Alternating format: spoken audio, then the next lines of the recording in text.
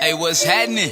Hey, y'all get ready for the We Talking Fatherhood show, hosted by Warren West, owner of I Love Life, co-hosted by LaVon Wesley, director of Project Game, Thomas Washington, president of Fathers Collaborative Council of Western PA, Melvin L., director of Coalition for Father and Families, Dante Works, owner of House of Veterans, Super Bowl champion Mike Logan, owner of Purpose Vision, and Brandon Phillips with Pittsburgh Public School Community Outreach. We talking fatherhood, we making moves. Ooh, yeah. You see us busting these moves. Right. We got a whole lot to gain and we ain't got nothing to lose. Yeah, we done all took losses, now we just get W. Welcome to the We Talking Fatherhood show. I'm your host, Warren West. Today, co-hosting with me, to my right, I have LaVon Wesley, Thomas Washington. To my left, I have Dante Works, Melvin L., and Mike Logan. Square in the middle, we have one of my elders, one of my close family members, Shabaka Perkins. He is the owner of St. Kofa Village for the Arts, located in Homewood, Pittsburgh, Pennsylvania. And we down here getting the culture, and he's about to open us up in one of the dope solos he does.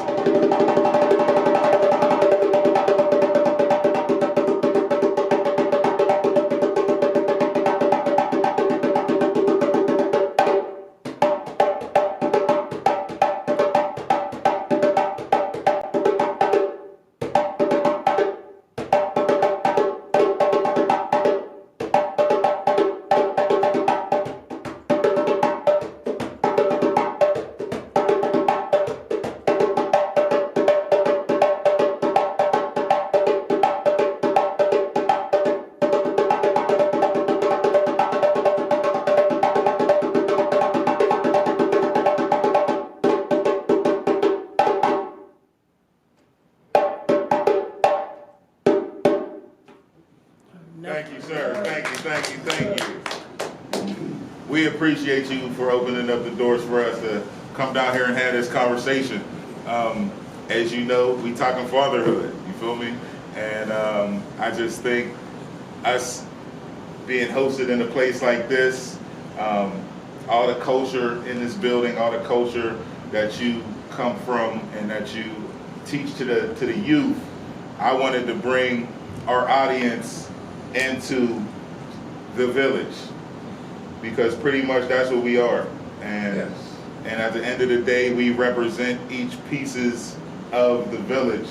And as fathers, we need to have that representation. And so, coming up, you and my dad, you guys used to always put us on to the African drum, all that stuff, but we wasn't feeling it. It wasn't had nothing to do with it. We wasn't feeling it.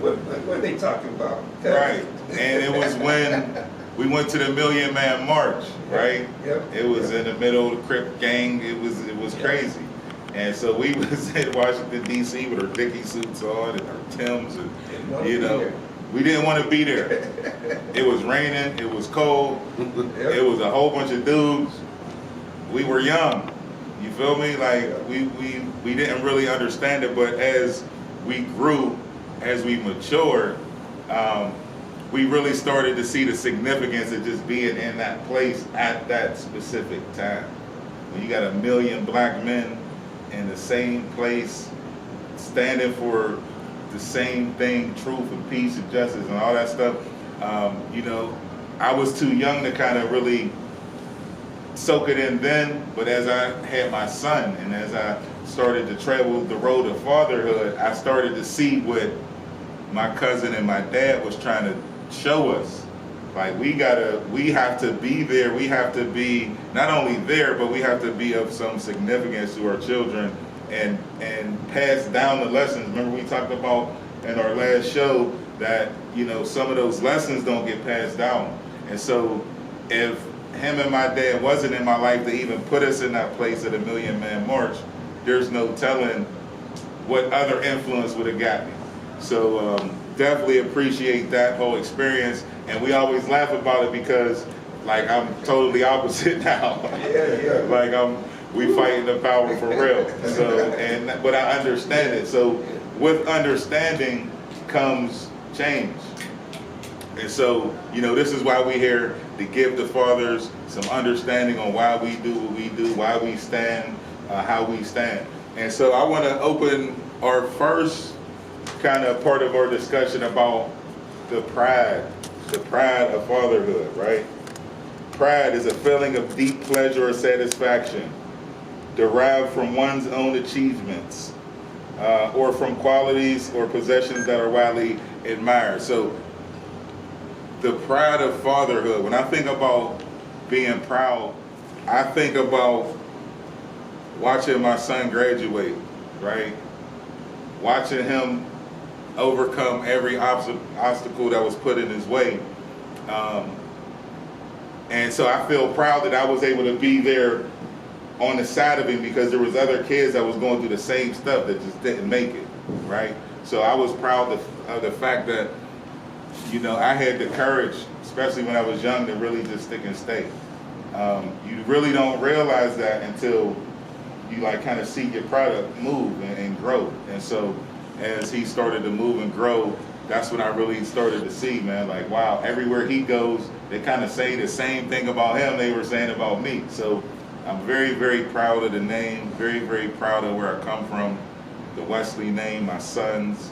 I think, just having sons and me having 3 sons really young was a blessing for me.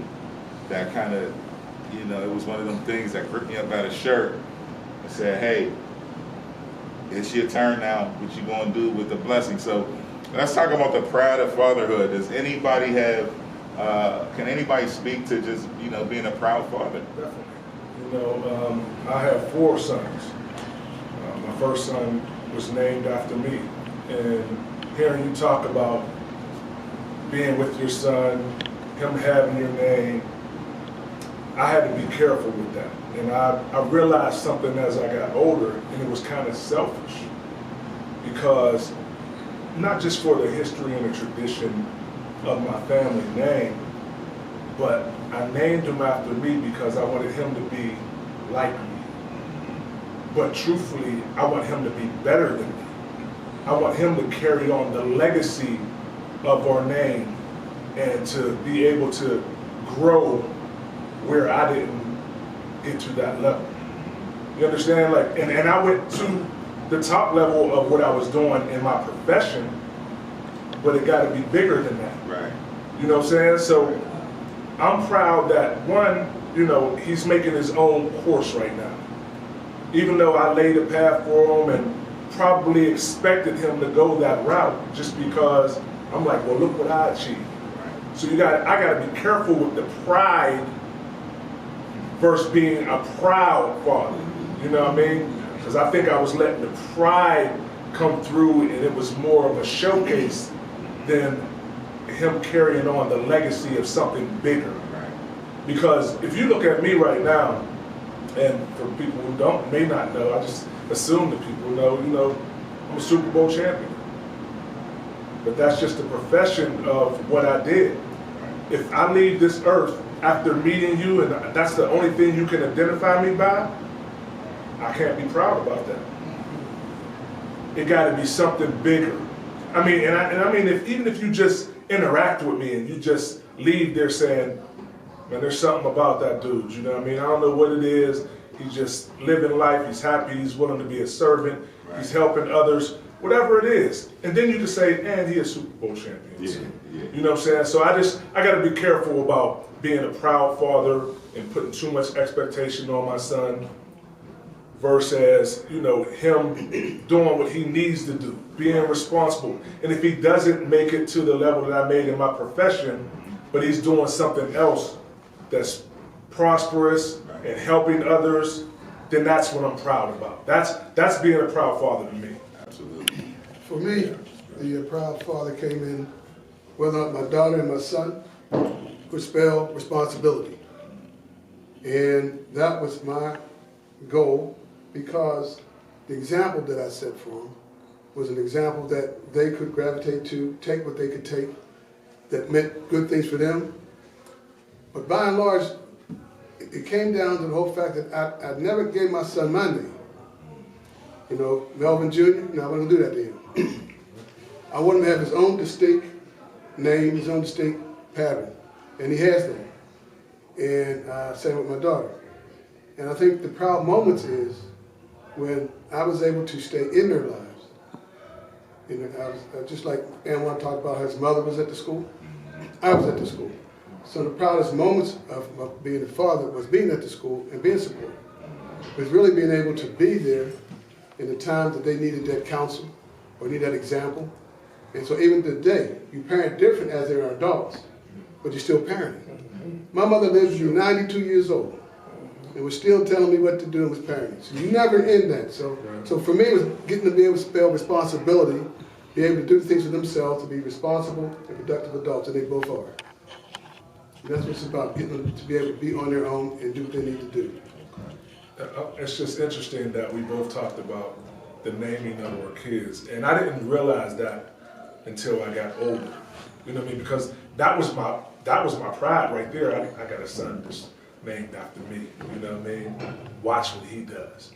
That ain't fair to him. You know what I'm saying? It's not fair to him to put that on him, because you want to raise them to be able to choose their own path, to be a leader, to go in this direction. You know what I mean? About what you want to do. I know I want to raise you with the high morals, integrity, standards, you know what I mean? But then he makes that decision. That's what makes me even more proud, you know what I'm saying? That he's choosing his own path, and he's, you know, I've given him some tools that he's equipped himself with to be able to do that. Absolutely. And I wouldn't both of what you guys said married together, because the name thing was something that I struggled with as well. And it was an ego thing. Yeah.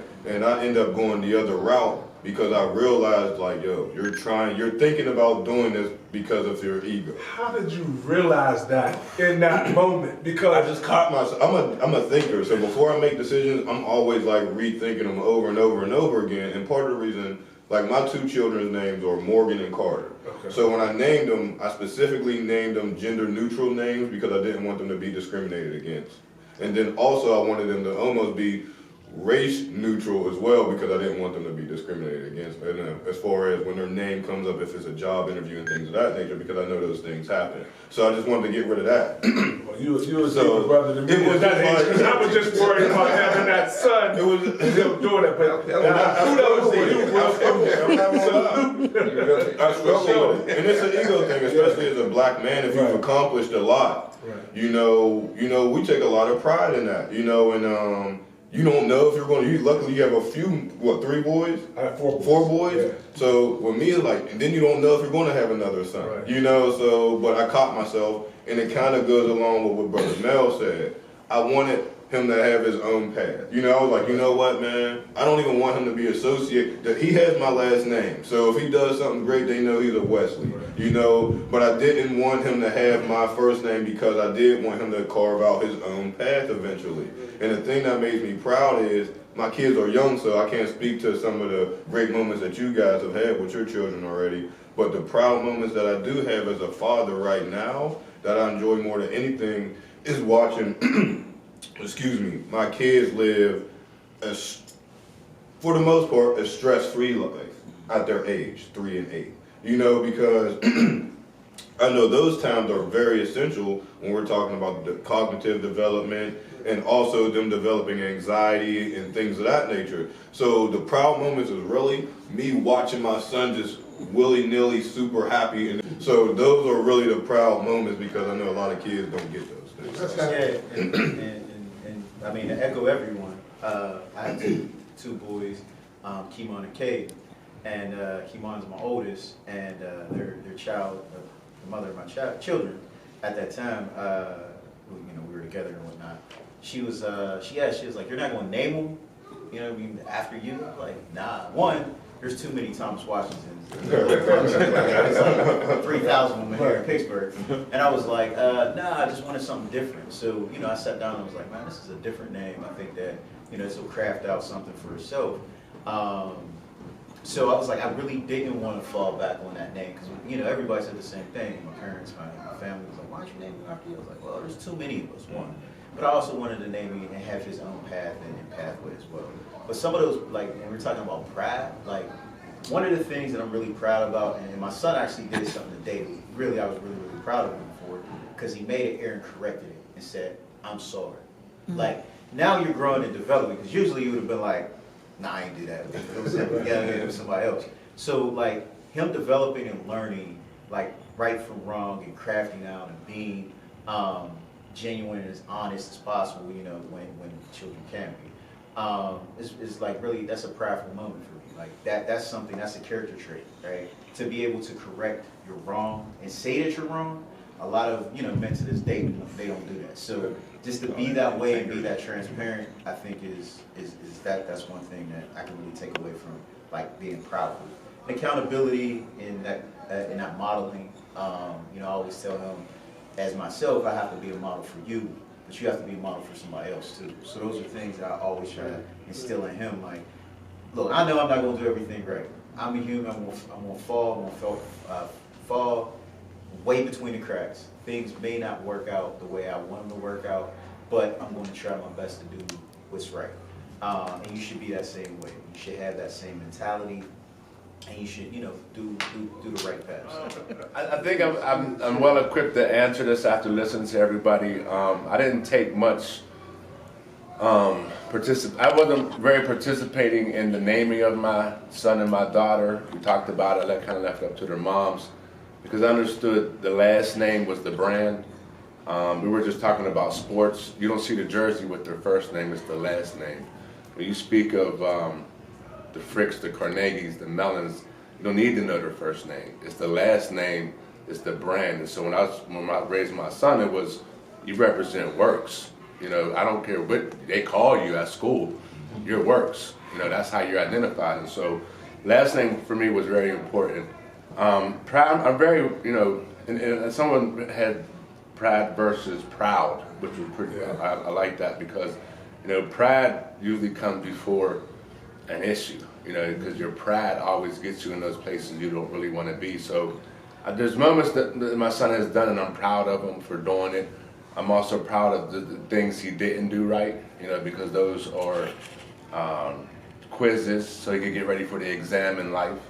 And so I don't, you know, I highlight what he's done. Obviously, want him to be the best of what we were or what we are. But I'm just proud to be a father. You know, I'm proud to be their father. The moments are special when he graduates from college, when he graduates from high school.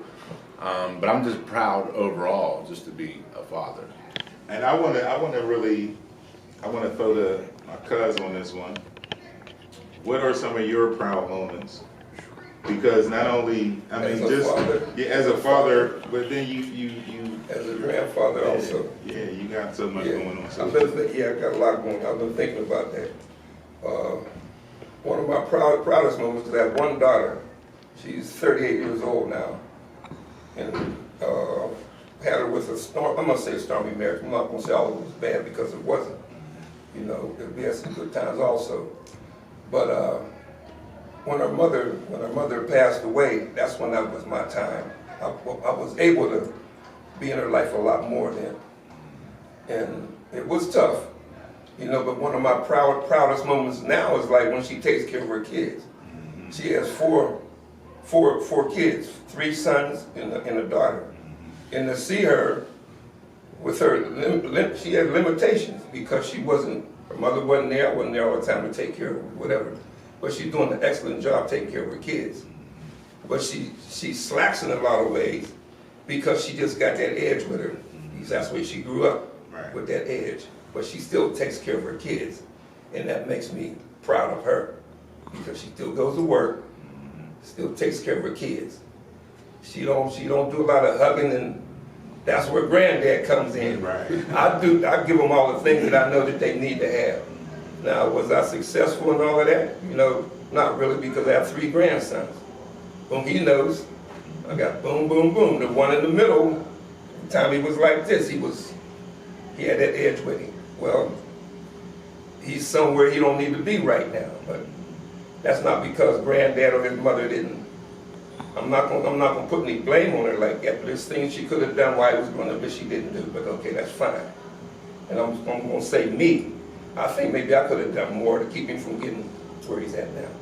Now, whether that's true or not, I don't know.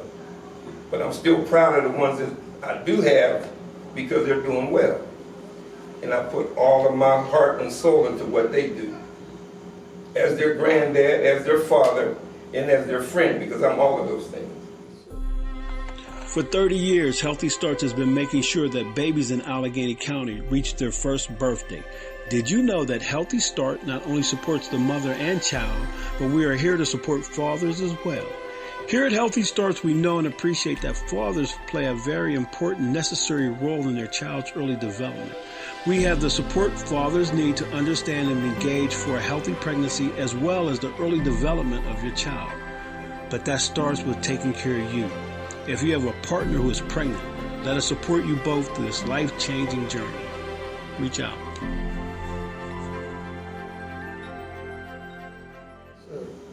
And I think it's very important, man, that the kids know that we're proud of them. I mean, because, you know, when I was coming up, you know, some of those older guys, they were emotionless. You know, they're only, sometimes the love that they could show was the love that they were shown, right? So if you wasn't getting hugged, you're not hugging your son, right?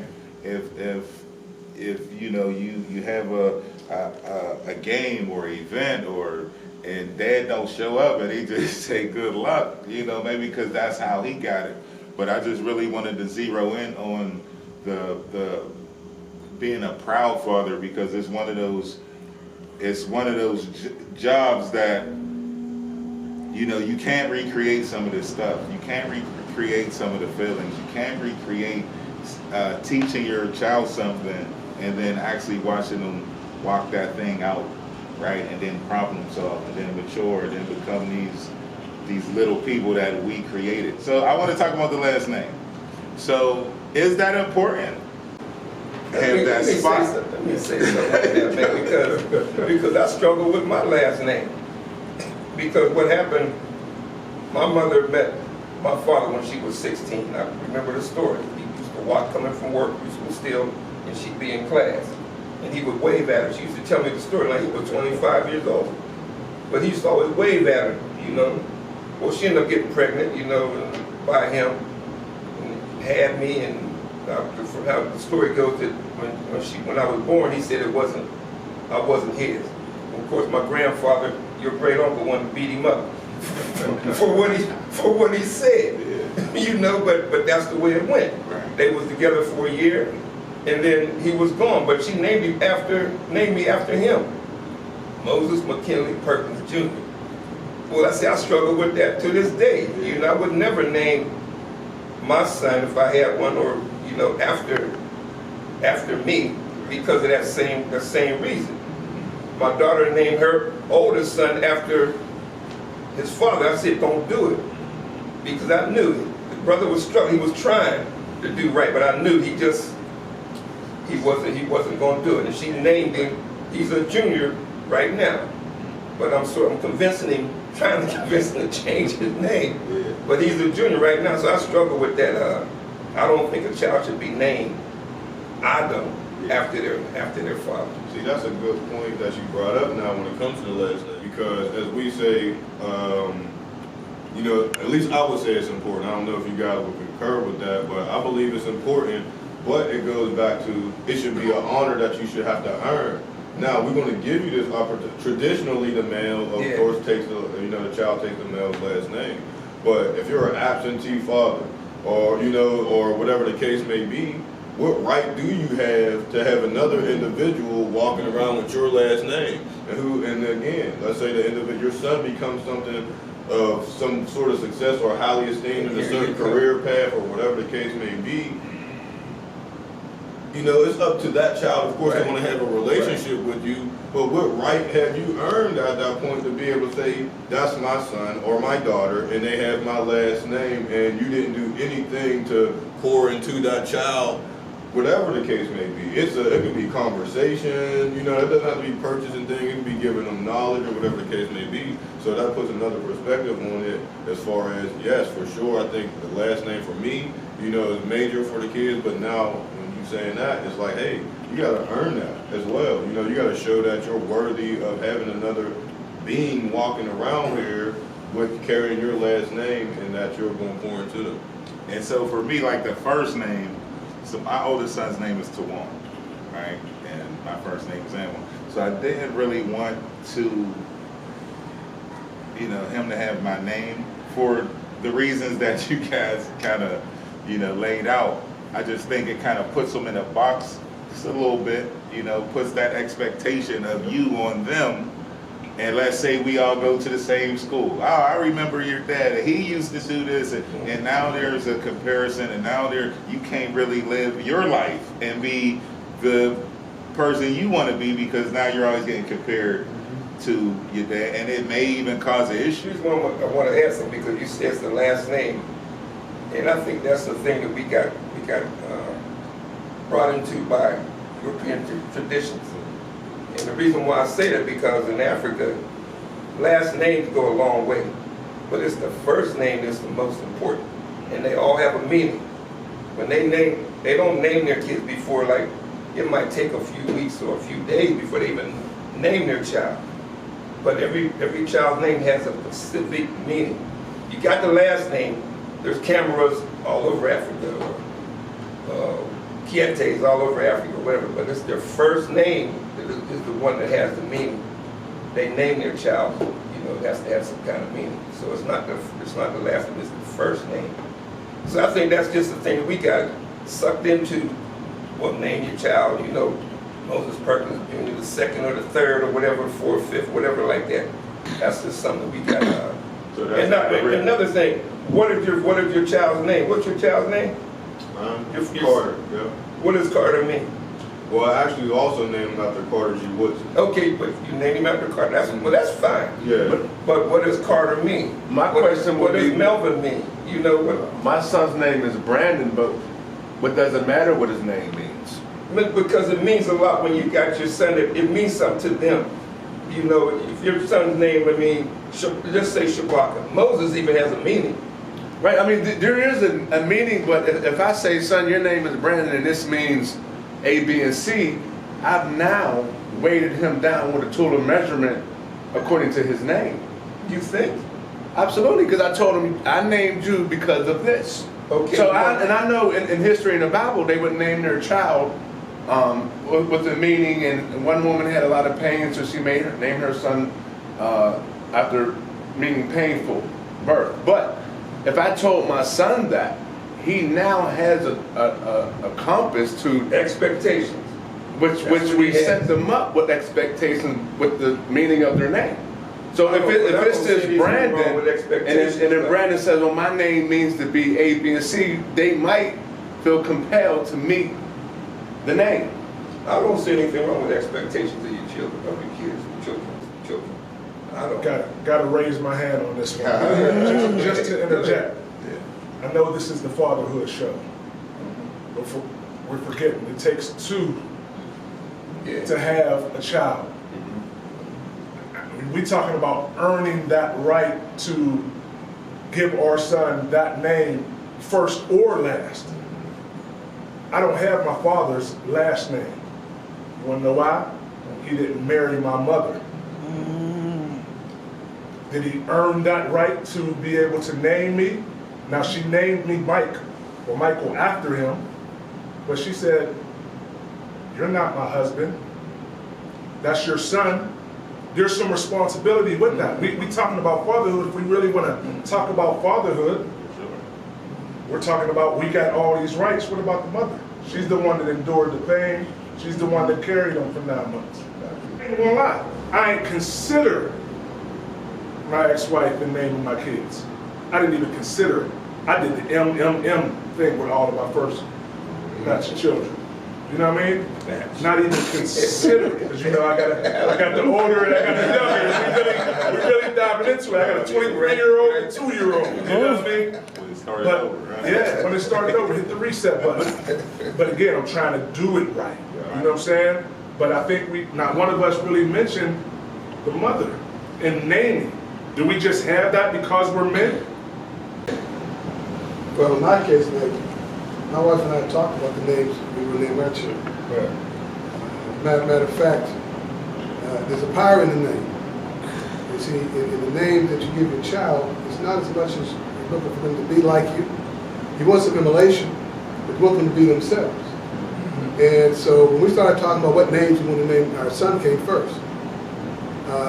His first name is Cush, spelled capital C-U-S-H. And Cush was one of the first inhabitants of Africa. That's how he got his name.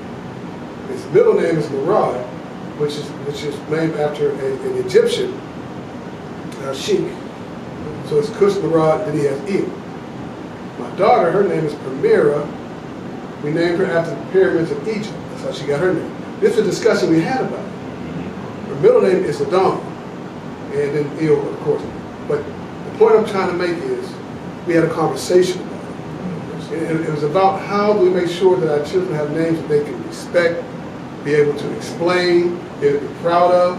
It wasn't like we put more pressure on him with the name, because he can go out here and rob a store and Cushie on the news. Yeah. All right? That's just what he did.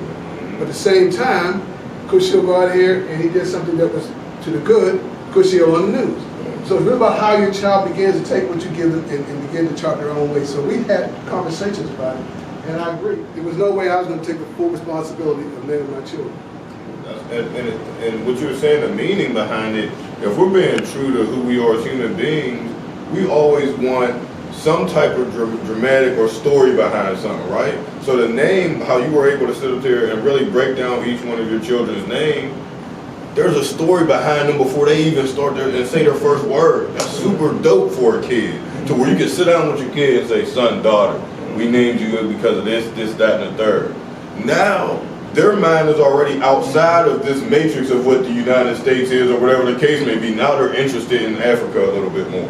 Let me find these pyramids that I'm named after. Why? And really start digging deep. So it's almost creating a sense of identity, and they still are able to branch out and become themselves eventually, because of we change by a group or age group. Over time we change from junior high to high school, college to adulthood, early adulthood, to being an older adult. But just being able to do something like that, like for me, I'm excited to tell my son, like, part of the reason why I named you Carter, I like you because it's a stern name, but Carter G. Woodson.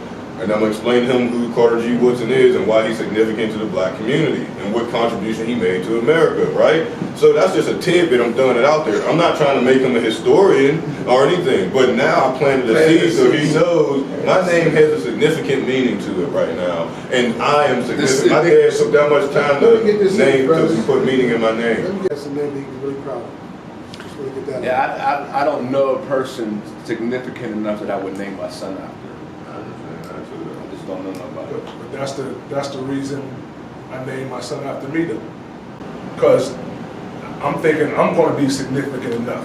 I'm going to do something in this world that he's going to, be proud and strive after. Like, so I wasn't, it was like, and me thinking, well, I could go on and do great things.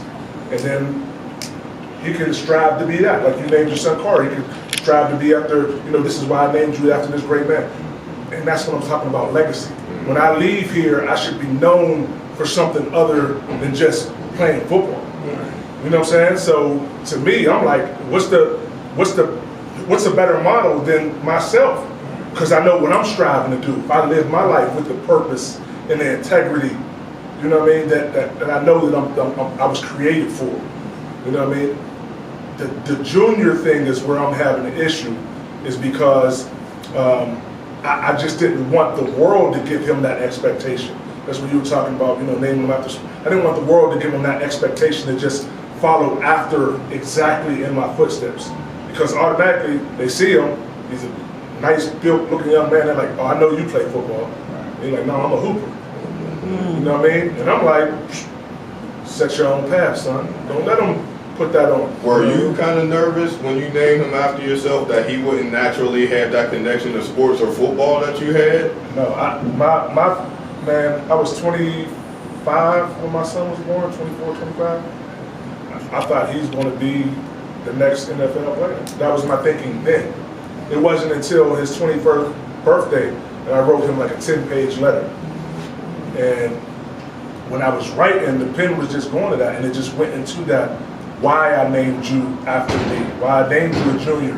And I said I did it for egotistical reasons then, but now I can thoroughly explain to you, you know what I mean, who you are, why I did it, back then, as opposed to how I'm looking at you now. You know what I mean? It's changed.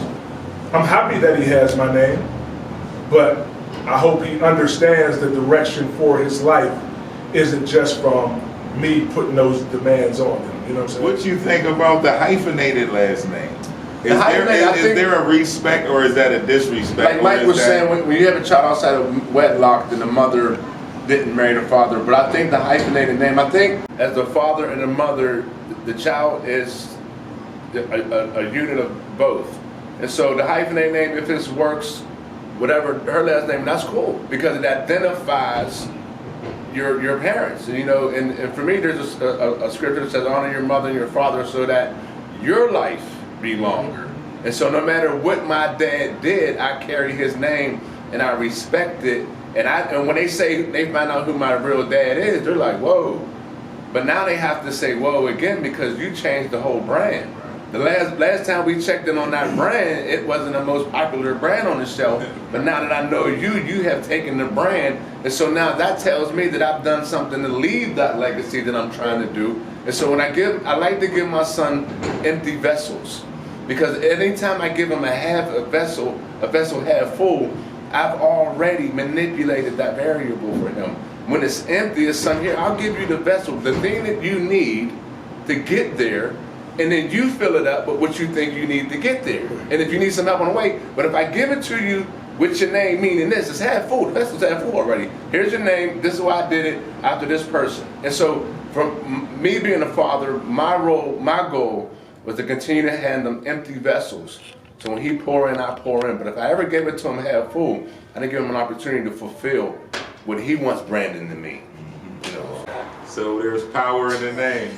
Absolutely. If you look at the brands, Yeah. Campbell's, Michael Kors, you can say, you know, Ben, no, Roethlisberger, oh yeah, you know, Mike, yeah, no, Logan, yeah. Yeah. You know, so the last names are what carry the weight in these brands. You know what I mean? So when you look at any brand that you buy, it's probably the person's last name. So we agree.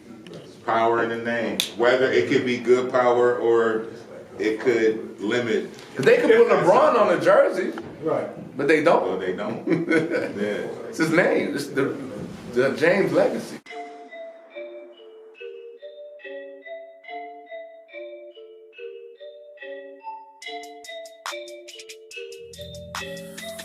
What up, y'all? It's your boy Warren West, Coach Warren, aka Mr. Fatherhood. We talking fatherhood.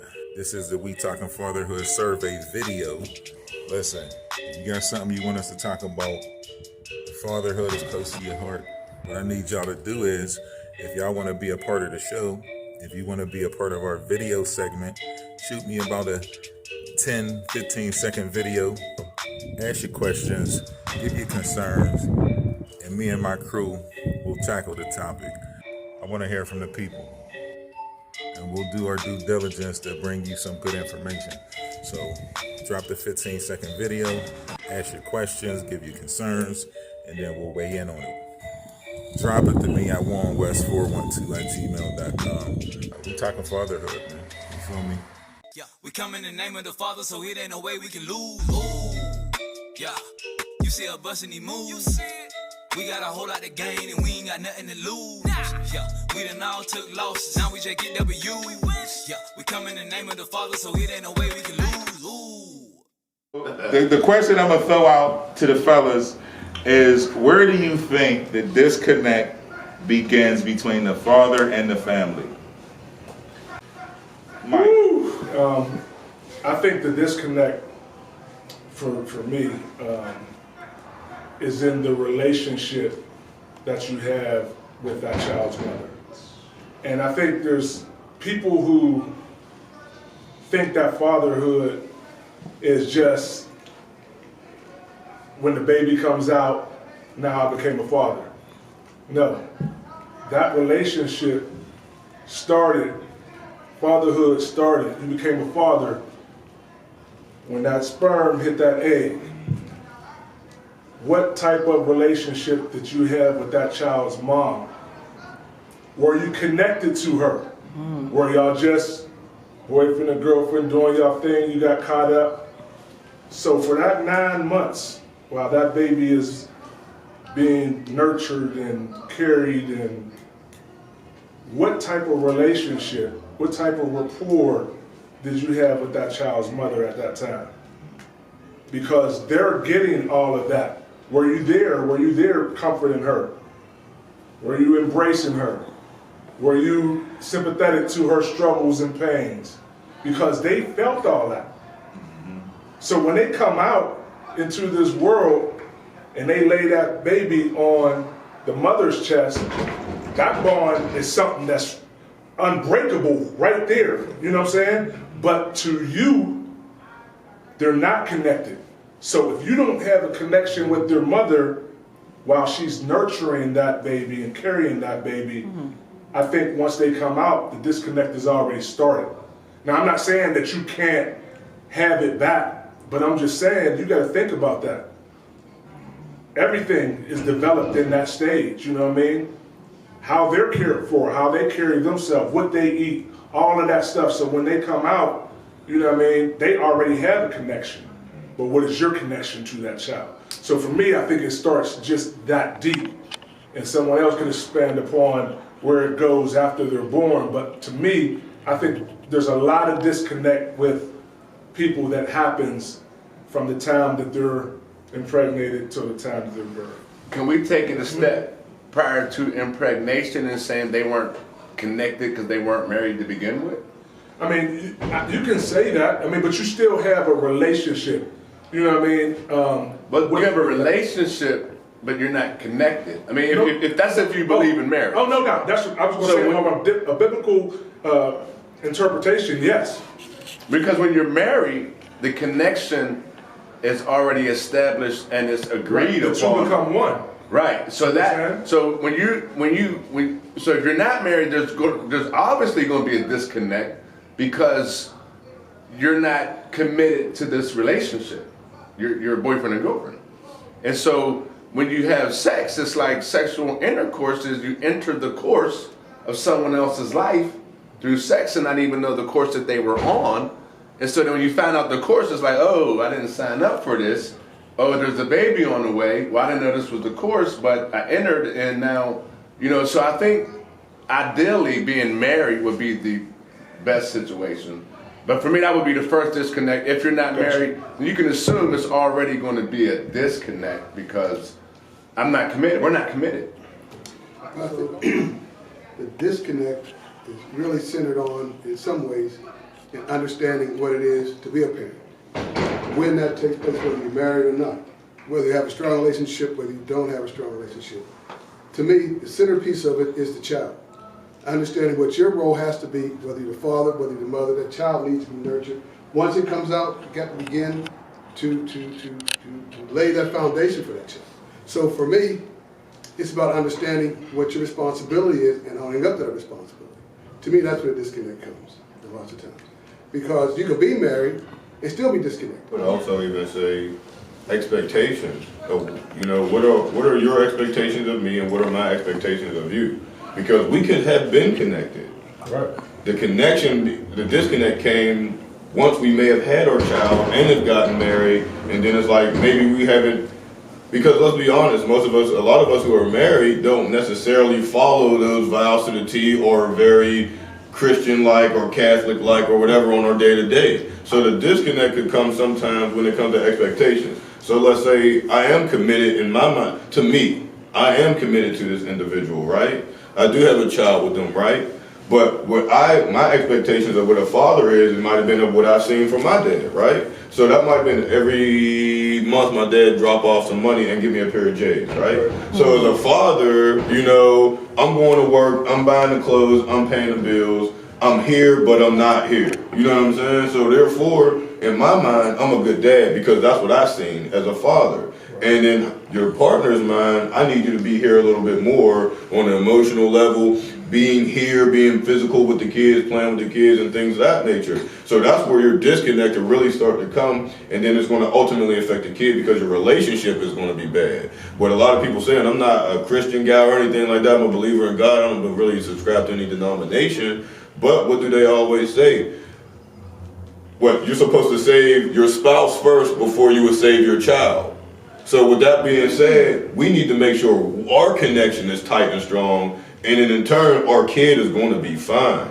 But we have to know what our expectations are of each other, and then it takes it to another height of being a man. And when you say understanding your woman and being in tune with your woman, because that's where you really become a man, because taking care of the kid is cool, but being able to now eat some of your ego and really understand your partner and what she needs is now you becoming a man now for real, for your family, because you're going to have to take those steps. And I don't know if y'all covered this in the first couple shows that I missed, but for me, fatherhood to me is how you love your spouse and taking care of them first. That's what fatherhood to me is. That's the best example of being a father to me, is loving that child's mother. If you're married. If you're married, but I'm just saying, even if you ain't married though, loving her wholeheartedly. I'm just saying, because people are going to say I'm still a father, whether I'm married or not. Right. But it's how you're loving that child's mother.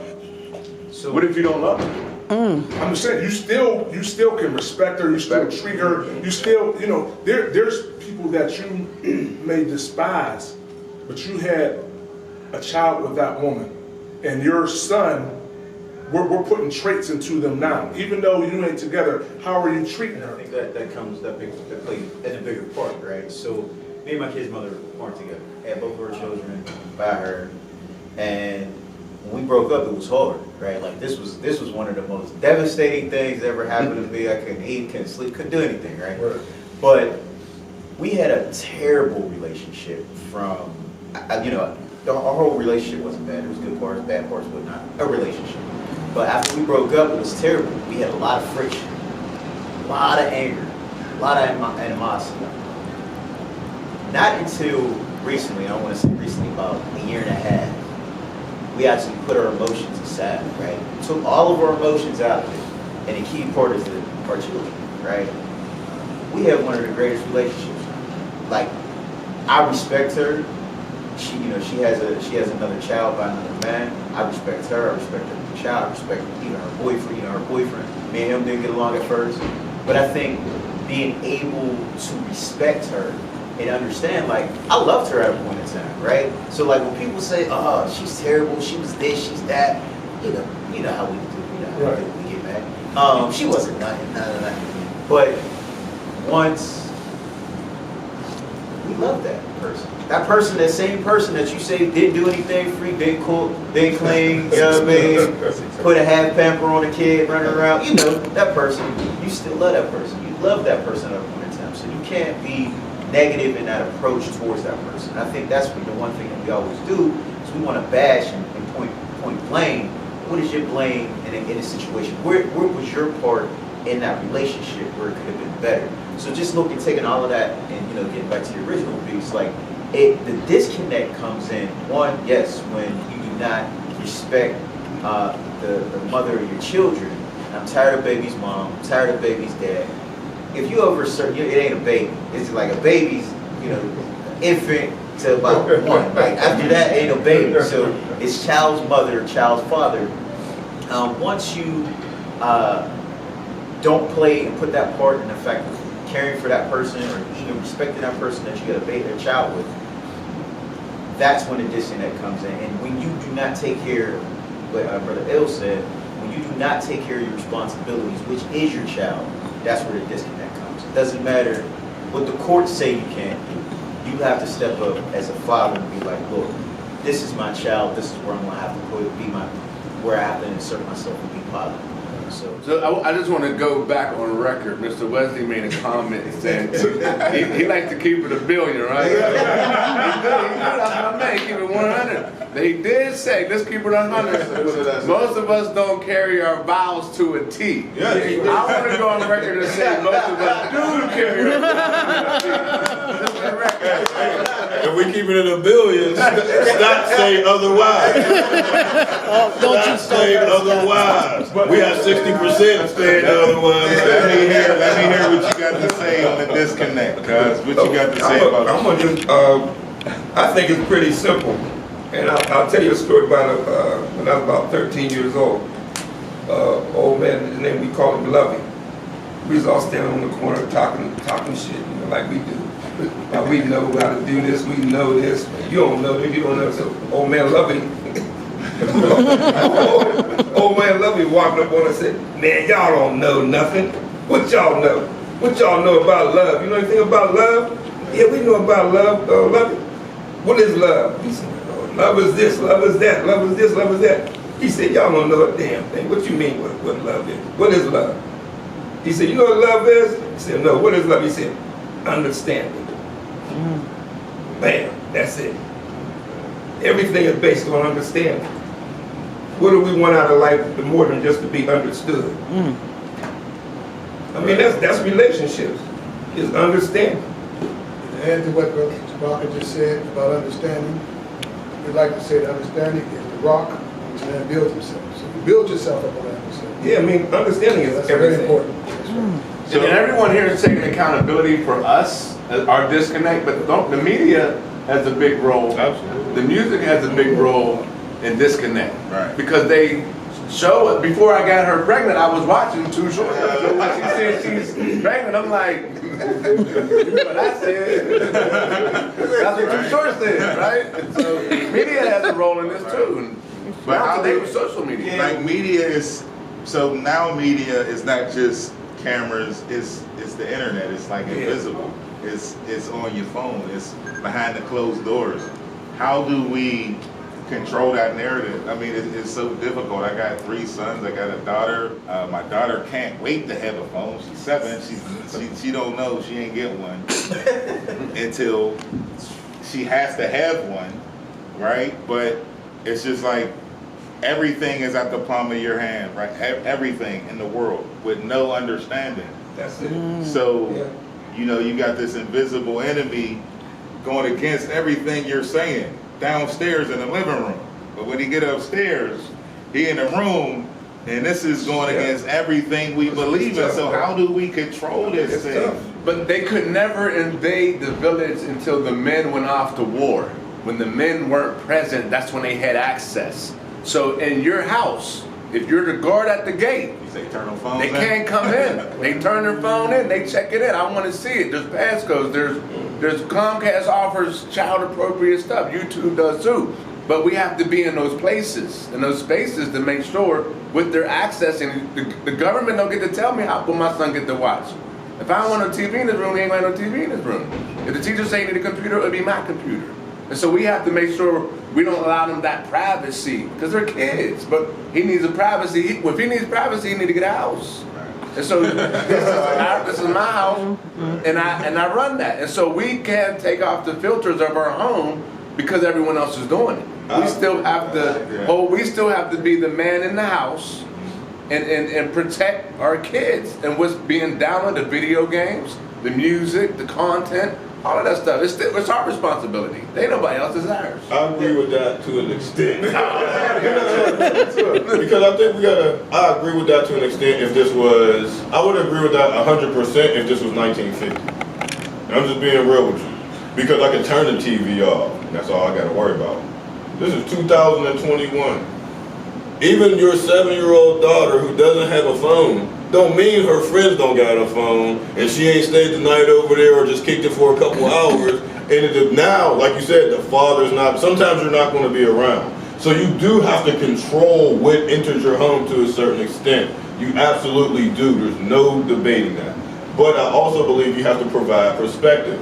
Because also what we're doing is you're putting, in my point of view, a cloak over them, and you're protecting them from things that they're eventually going to have to deal with. So now, how equipped are you to fight this temptation when this is the first time this temptation has even been presented to you? How are you going to be able to make the right decision when you've never had to be in anything similar to this? Because as a great father, you protected them. But sometimes you got to scrape that knee, and sometimes I might have to chastise you. And then that's the learning point for you right then and there. So later on, when that temptation comes, because they're not going to be able to get away from the TV, if we talking porn and things of that nature, it's almost impossible for our kids when they get to a certain point to get away from those things. But we need to be able to instill in them the perspective and the wherewithal that they'll need to be able to fight those temptations. And sometimes they're not going to successfully fight those temptations. But when somebody said this earlier, the proud moment is the next time they do it right. Or you might have said they messed up and they apologize or something like that. But it takes time, and they have to be exposed to some of these things that are poisonous and things of that nature, because the society we live in today is not going to allow your kid not to be exposed to something. It's going to happen. That's just the society we live in. So we got to trust that the advice that I give my child and the perspective that I give them, because sometimes my kid might watch something that's not of age appropriate to them. But I got to give them perspective. Hey, this is what this is.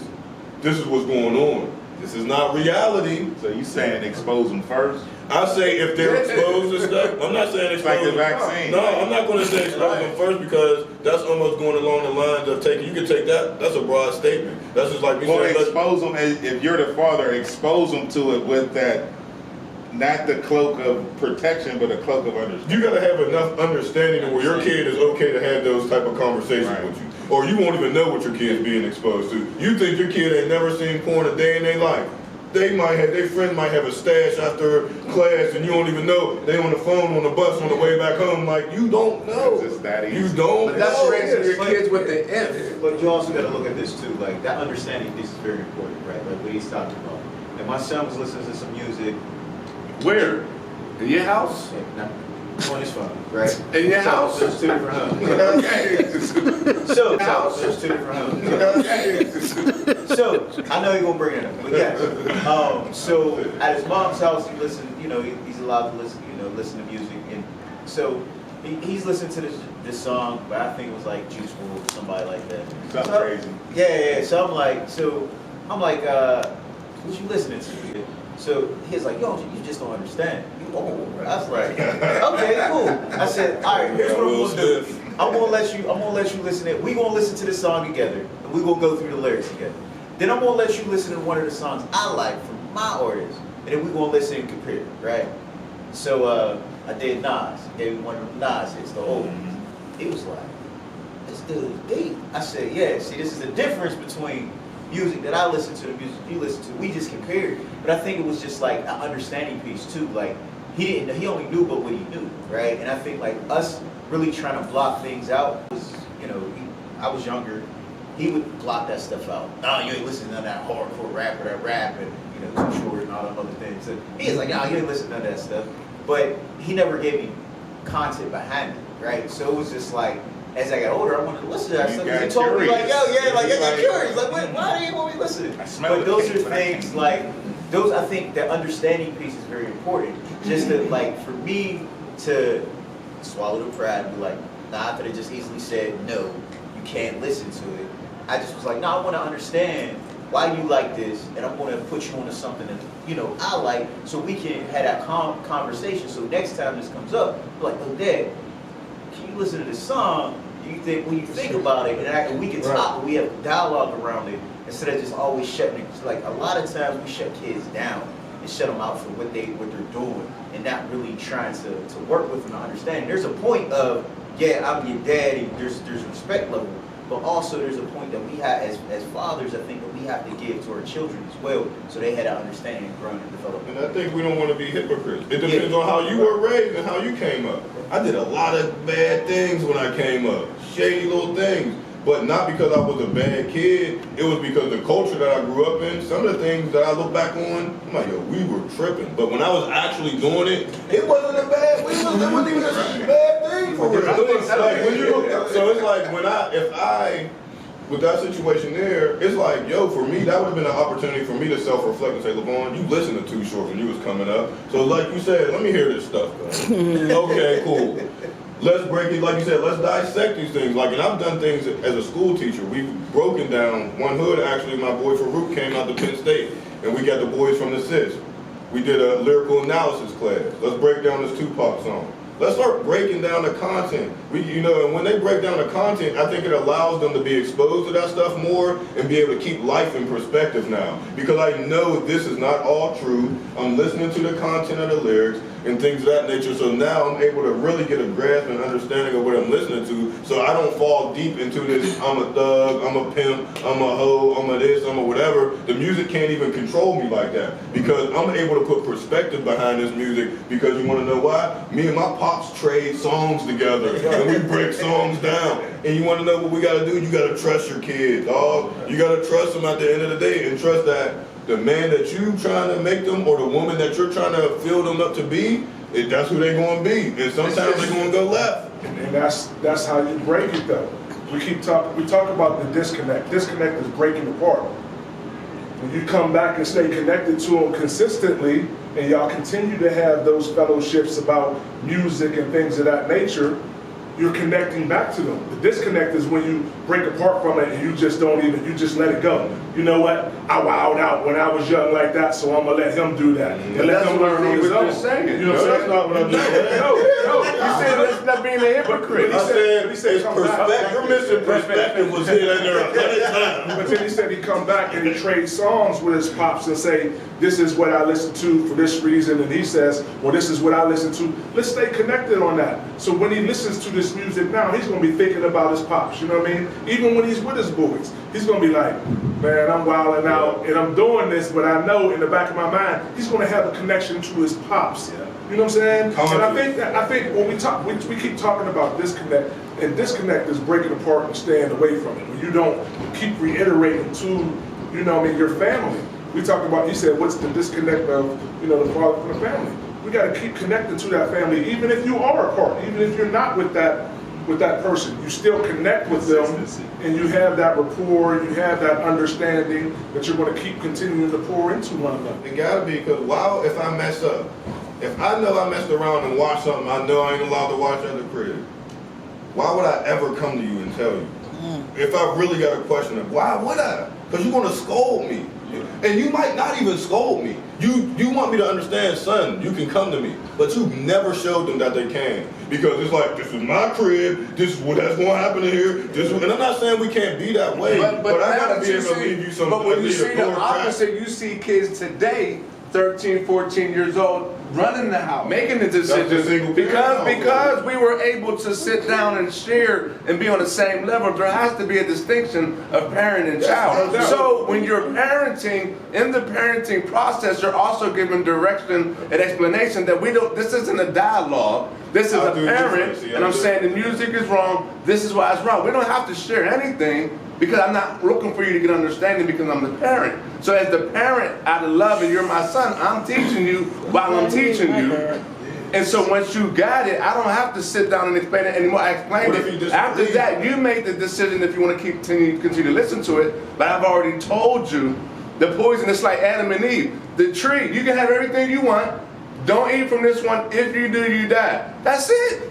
We ain't gotta sit down and taste it, see what it's like. You think I'm playing? You want to see it from for real? It was very broad. It was very not broad. It was very to the point. Curiosity. Don't touch this tree. That was it. Their curiosity. Now the village, the culture came into it and said, hey, you could get the tree, right? Like you said, your kid's gonna get exposed to it, right? Now your kid gotta decide. Am I gonna listen to my parents? But my why parents is he going to choose you? Because they said they used to do this. Afraid? So I'm gonna take a bite of the apple, and now you have what you have. Well, why is he going to choose the way you want him to go? Because he's afraid, or is it going to be because my dad broke some things down to me, and because that's when he's really making his own decision. They weren't afraid. They just were enticed by somebody else. They just didn't listen. They just didn't listen to their parents. I'd rather sit and talk to him and have a dialogue and conversation for 15, 20 minutes out of the day, because my son's going to have a better and deeper understanding from me than he is from somebody out in the street. So I would like to close out this part of our conversation with a word from you about connecting. Like, how do we stay connected? Some of the things that we can do to stay connected. Well, if you all believe in what you're doing, you're going to stay connected. I've been through this before. You know, groups come in here, they want to do this and do that. After a while, it starts getting two don't come, one more don't come, and it's down to 3. It happens all the time. So it all depends on you all, or us. You know, I'm not going to say I'll be there all the time, but I'm glad to be a part of it now. But it's up to you all. You know, to make sure it stays like it is now. And how do these fathers stay connected even if they're not in the home? Like, what are some of the things, just like Lamar was here with his son, like, what are some of the things that actually you offer here that these guys can come and connect? It's right here. You know me, you all can come here anytime you want. Yeah. You know, it's always open. It's like a village. That's why it's a village. And what are some of the things you do here? I see the African drums, I see the karate. We do African drumming, we do dance, we do capoeira. We've also added capoeira now. We have that twice a week. It's just a community. We serve the community, man. Okay. It's that simple. And Richard, things are not that difficult to me. That's why I like to just say something and that's it. I don't like to talk a lot because it's not that difficult. We just got to keep it going. Consistency to Yeah, keep. that's all it is. We just got to keep it going, you know. Yes, sir. Well, what I can offer as a closing in terms of staying connected are three things. The first thing I think we need to do as men and as women is to begin to garner our thoughts. Our mentality, we think about and what we do. I think the second thing is staying connected is how the thoughts become our words, because our words are things that can hurt, our words are things that can uplift, and our words are something that can encourage. And the third thing I think to keep us connection is what our words, our thoughts, words becomes our actions. And then staying connection in terms of an opportunity to stay in what I like to say, in a moral standard, in a standard that is righteous in a way that is good. It'll begin to keep us all connected because I'm not going to want to hurt you, and you don't want to hurt me because of those thoughts, words, and actions. That'll keep us connected as men and as a family. I offer that. Well, this is We Talking Fatherhood down here at the St. Kofa Village for the Arts, right down here in Homewood. We're going to have my cousin again take us out with a few sounds from the spot. I need some help. You need some help? Yeah. What you trying to do? Everybody get a drum. Get a drum? All right.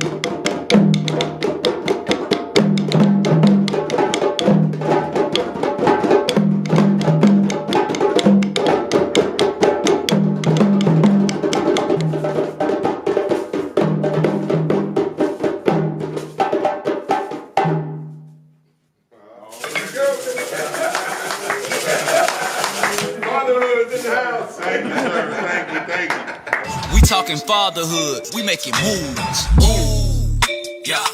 You see us bustin' these moves. Right. We got a whole lot to gain and we ain't got nothing to lose. Nah. Yeah. We done all took losses, now we just get W.